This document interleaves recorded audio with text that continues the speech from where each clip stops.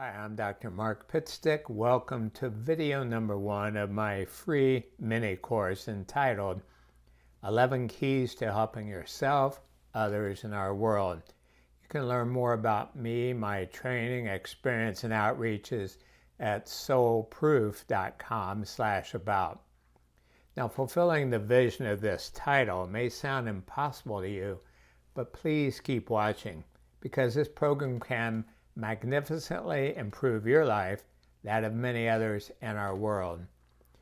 As you know, life on Earth can be very difficult at times. As I record this in October 2024, wars rage in Ukraine, Gaza, and elsewhere. Many people are starving, ill, impoverished, and suffering in various ways. Mass shootings are so common that some people don't even notice now. And there have been several assassination attempts on presidential candidates this year. The presidential race in the U.S. has unprecedented levels of lying, animosity, and personal attacks versus focusing on the issues. So-called leadership is often characterized by divisiveness, false statements, controlled by big corporations and other powerful special interest groups, and little to no positive action. Climate change has worsened so many records set in the last year for heat, drought, rainfall, violent weather, like the Hurricane Helene that just went through. Many people are lonely, depressed, and alienated from others, creator, and life. And after a loved one passes on, some people get stuck in deep grief, guilt, hopelessness, anger, loss of faith, etc. Given all this and much more, it's totally understandable that so many people feel cynical, hopeless, and helpless. However, all that despair can result in resolve to make things better. Many people have done that. So could it be that these apparently sad, senseless, and tragic events are actually birthing pains for people to awaken to who they are, why they're here, and live accordingly? Clinical evidence, some, for example, from Michael Newton, PhD, founder of Life Between Live Sessions, indicates that about 85% of people on Earth right now are beginner souls. They're just learning how things are set up. So what better way for them to learn what they do want than to experience what they don't want? And the other 15%, intermediate, more advanced souls/people, are willing to, out of love, participate, help them learn because they know the big picture of life. Now, various languages, Egyptian and Chinese, for example, captured the point that the flip side of adversity is opportunity. This perspective, which I consider to be accurate. I'm 71 years old. I've worked with people for 52 years. I've known a lot of people. And I've observed this to be a truism, that there are silver linings to every cloud. Another saying is that suffering is grace. Put another way, suffering is bliss. Why? Because suffering can wake up and shake up people. It can make them better or bitter. It can help them awaken from spiritual amnesia and remember who they are, why they're here, etc. Now, ancient Navajo language, for example, their word for fear also meant become stronger. So they realized those two came together. Yes, it's difficult to go through tough times, but it can make you stronger. It can help develop spiritual muscles. Some Native American tribes didn't even have a word for the concept of fear. Here's an example of how this can work, and this is all great news, by the way. I've worked with a group called HelpingParentsHeal.org for over 10 years. This is a group that helps, quote, bereaved parents. Parents have had one or more children pass. And some of their members have had 2, 3, and even one mom, 5, all of her kids passed on. And you think, oh my God, that's horrible. That must be the most depressing, low energy, and grief-stricken group. Not all, they're the opposite. We just had a conference, 1,100 parents in Phoenix in August 2024, and outsiders would never guess that those were all bereaved parents. The laughter, the joy, the focus on caring, loving, making our world a better place. It's just incredible, and it sets the stage. It demonstrates what is possible for all of us. Starting about a year ago, I interviewed 130 bereaved parents. It took about 6 months. And in one of the first groups, interviewed a dad named Jeff. He and his wife Nan had a son, Austin, 24 years old, grew up in Wisconsin, and after he got his degrees in business and finance, wanted to live where it's warmer. So for 6 months, he went to Phoenix, Arizona. Doing well, came back for the holidays to see family and friends, and his parents had moved in the meantime. So Austin had not been to their new house, wasn't exactly sure where it was. Well, he visited friends first, got an Uber, and a horrible Wisconsin winter storm was settling in. Severely cold temperatures, wind, snow, etc. Well, the first Uber, the GPS was off and dropped him off at the wrong house. Austin wasn't dressed for this weather. He thought he'd be going from one house to another in a car. So he called Uber again. A second car dropped him off again at the wrong house. Shortly after that, his cell phone quit working because of the cold. So he started knocking on houses and no one would let him in. And he said, like, please call the police, anything. I'm out here, I'm freezing. And nobody would even listen to him. He tried to flag down cars on the road and no one would stop for him. And this young man froze to death. That night, after several hours sleep, I sat right up in bed feeling so much severe sadness, but also rage. And I thought, what kind of world has this become where people won't stop and help someone else? How has our world gotten to this point where even one person wouldn't stop and help a young man in the middle of a blizzard? How have we as individuals and a society become so calloused, hopeless, and afraid that we allow this and many other horrible outcomes to occur? As is always my intention, I quickly pivoted to searching for the silver linings. I shared this heartbreaking, at least from a limited human perspective, story with my colleague, Dr. Gary Schwartz, whose work I'll describe later. After wiping tears from our eyes and feeling deep emotions, we realized that in addition to the impact of the SoulPhone project, which we'll talk about later, and inspiring events in 2025, this tragic event with Austin and others like it can become rallying points, tipping points, wake-up calls for enough people to find and share the meta blessings that always accompany tragedy. As I continued these interviews over a 6-month period, I saw firsthand the hope, love, wisdom, and power of these parents who became shining light parents. So at first, they were bereaved, they were grieving, they were crushed, they went through the dark night of the soul. But sooner or later, they all awakened. They realized they were going to find the blessings and share them with others. They were going to create more meaning for their children's life and passing.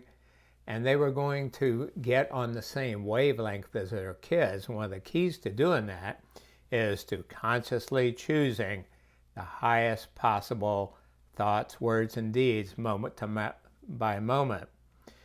So their demonstrations show us what is possible for everyone, no matter what the nature of their loss or challenge.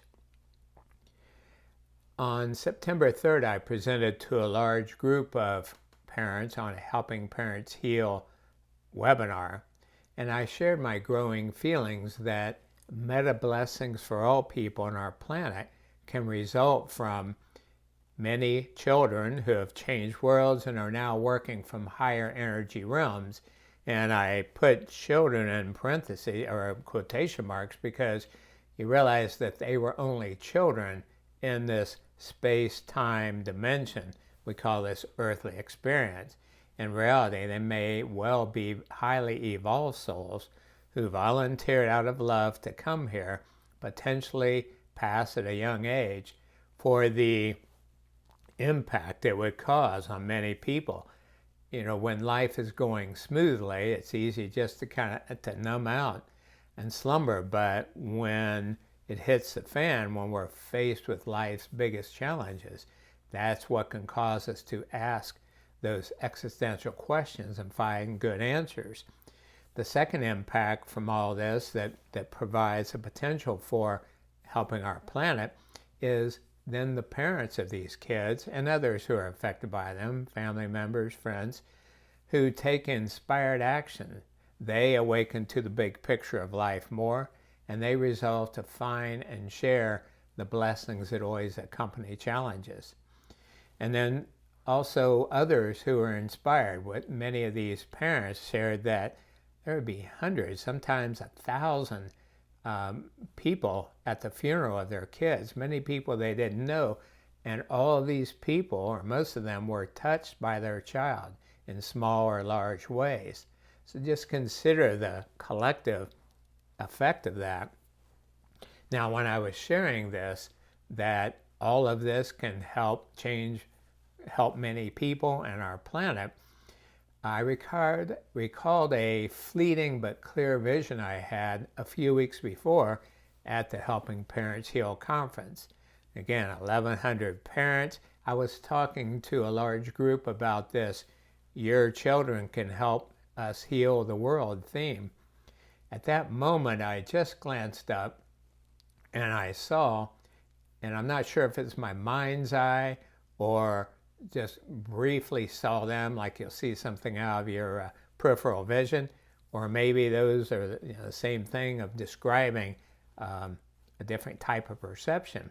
But what I saw seemed to be thousands of smiling faces, kids, from little babies to young adults, but all were children of someone who passed on. It's like they were arranged in tiers near the top of the ceiling of this hotel room, which is 30 foot high, but also there was no ceiling up through the sky and up even into the clouds. And my feeling was that they were happy, cheering, excited that we, the parents, the presenters, got it. We finally got it. We were getting the big idea and we could help fulfill this plan. Now, I hadn't thought of that vivid perception since it occurred and hadn't even shared it with my fiancée, Andrea Lee, who's a pediatric RN, doctor of acupuncture, and evidential medium. And we talk about everything. Why? Because at the time of the vision, I was so focused on my presentation, it was like, wow, that's interesting. Boom, right back to presenting. And then that was followed after the presentation, answering all kind of questions outside the conference room. And then there were 4 more days of the conference. It was a very busy and exciting blur. And that's how I could forget such a sublime visual experience. So now, fast forward 2 weeks later to the webinar I was giving, and I told that vision to the group, what I shared and experienced. When I did that, Elizabeth Boyson, who's the co-founder and president of that group, excitedly exclaimed, the phrase that kept resonating within me after my son Morgan transition was, our connection with children on the other side will ultimately save the world. And she emailed me the next day and said, I heard that phrase so frequently, he wouldn't give up. I didn't understand what it meant, but now with time and reflection, I understand. So she and I had worked together for over 10 years, helping individual parents, groups of parents, but we had never talked about the potential world healing component of that. So again, what she said was, the phrase that kept resonating within me after my son Morgan transition was, our connection with the children on the other side will ultimately save the world. And I think it could be the 100th monkey, the tipping point, because there's so many other powerful factors involved now, and also the SoulPhone project. So that's why I'm creating these, because now we have practical, realistic hope, even though things seem pretty dark. You can watch those interviews, by the way, I did of the Shining Light Parents for free at helpingparentsheal.org/YouTube videos/affiliate leader interviews. And we wrote a book with the best of statements by these parents, and it's called Shining Light Parents Speak, which is available on Amazon and at my website, soulproof.com. Now, in addition, several top evidential mediums working with the SoulPhone project have recently heard from luminary post-material persons. So I know I'm using some words here that we haven't discussed yet. So I'll be talking about the SoulPhone project, and we work with 8 or 10 of the top mediums in the country who provide information from what we call post-material persons. That is, they've passed on, they're no longer on the material world. These are luminaries, people like Edison and Einstein and Tesla and David Bohm and others who want to help us and help us heal our world. So again, what I'm saying is several of those evidential mediums independently have been hearing from what we call the A-team that it is time to achieve global peace, to initiate a global peace effort. So hearing between what happened with Helping Parents Heal, that my own experiences, it makes me believe that this goal is an interdimensional one, and now is the time for its fruition. So this video series provides a practical and powerful path for helping yourself, others, in our world. This program creates benefits for, first of all, you, as you more consciously create and choose higher energies, emotions, and ways of being in your life. Over time, that attracts into your life higher quality people, work opportunities, health, prosperity, fulfillment, etc., for every aspect of your life.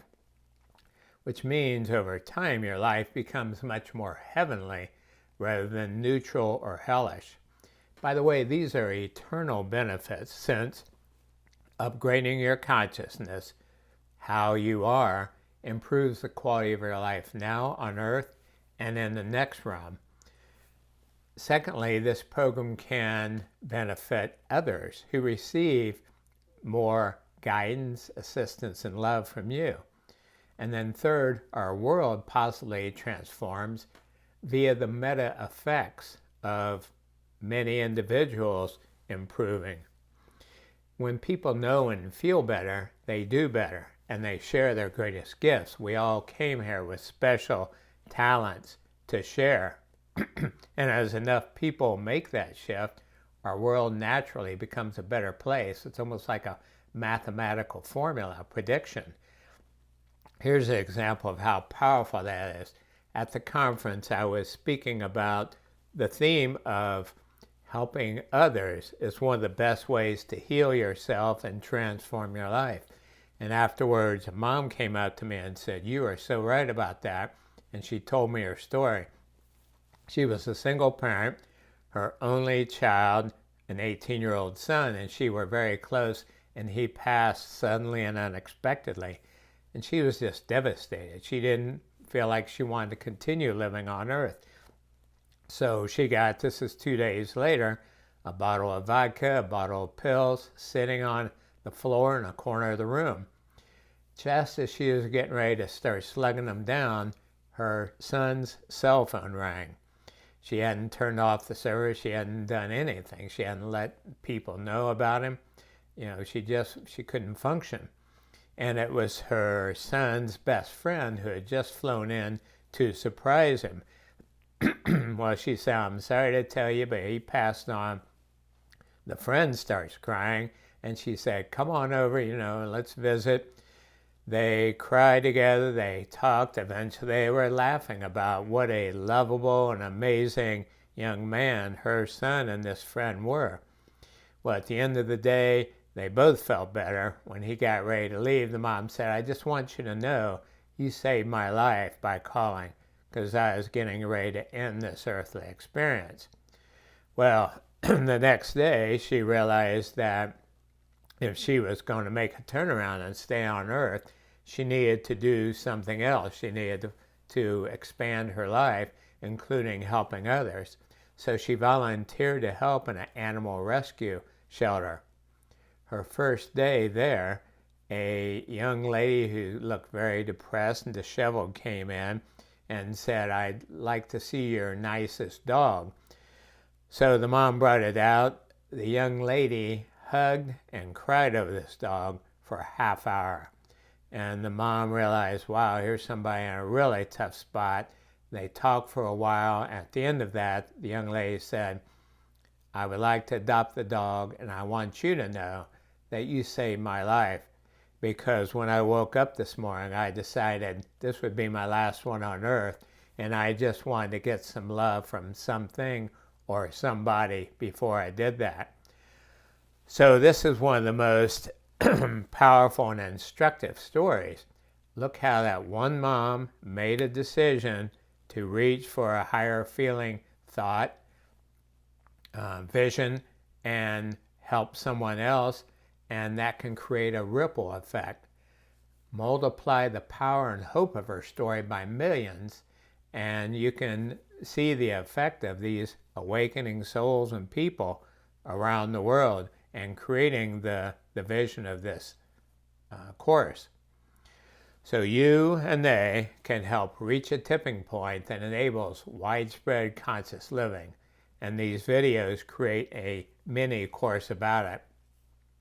Now, before I share the 11 keys to helping yourself, others, and our world, in the next video, I'm trying to keep these around 25 minutes each, 3 important notes. First of all, the articles cited are free at my website, soulproof.com/articles.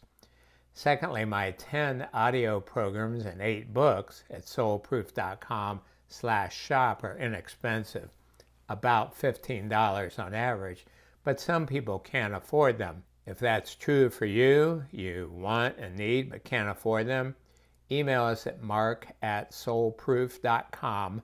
That's MARK@soulproof.com for free digital products.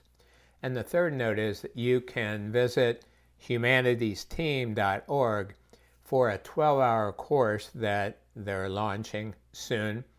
That includes 3 ebooks, 8 audio programs, and much more about each key.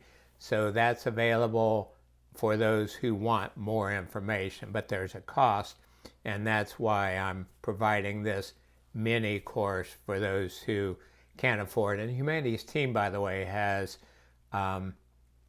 scholarships for people that can't afford, so check into that. All right, that's enough for the first video. We'll see you at video number 2, about 11 keys to helping yourself, others, and our world. Let it shine.